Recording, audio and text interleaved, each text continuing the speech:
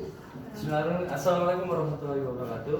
Perkenalkan, saya Muhammad Fahmi dari tim 4011. Kali ini, pada kesempatan kali ini akan menjelaskan tentang evolusi perancangan dan perbaikan proses. Di mana ada 4 pendekatan, itu ada urgensi, pendekatan, tradisi, dan revolusi.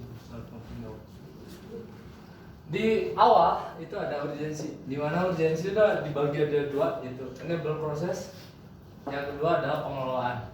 Untuk di proses sendiri ada pemilik, pelaku, perencanaan, struktur, infrastruktur, dan proses metrik. Yang di sini yang paling penting adalah di perencanaan. Untuk perencanaan sendiri adalah sebuah perancangan awal di mana proses itu akan menuju kemana dan bagaimana membangun proses untuk mencapai suatu hasil. Terus yang kedua ada pengelolaan. Pengelolaan di sini ada awalnya itu ada plan, do, check, action. Untuk plannya sendiri kita harus memberikan planning sebagai proses awalnya, kemudian do melakukan plan, kemudian check untuk mengecek suatu action, dan action ini untuk memperbaiki suatu permasalahan atau memperbaiki dari do tersebut. Yang kedua ada pendekatan, di mana pendekatan ada 2 level, yaitu level mikro dan level makro. Untuk level mikro di sini di periode 1910 sampai sekarang itu fokusnya di perbaikan cara kerja atau optimalisasi stasiun kerja. Contohnya itu ada perancangan dan perbaikan stasiun kerja, peta tangan kanan dan peta tangan kiri, dan peta kontrol statistik.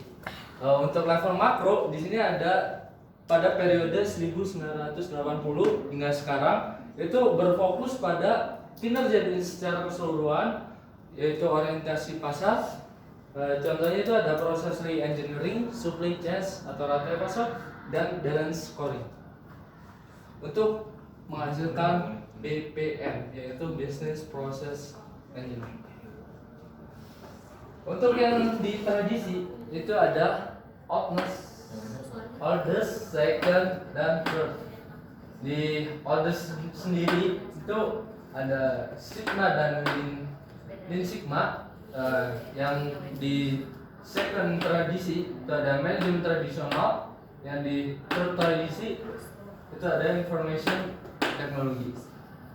Nah, ini di Industrial 4.0 itu di mana seluruh mahasiswa TI, seluruh anak teknik industri itu mempelajari tentang manajemen dan teknologi informasi.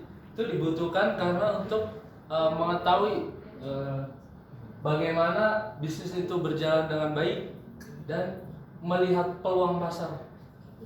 Cukup sekian. Wassalamualaikum warahmatullahi wabarakatuh.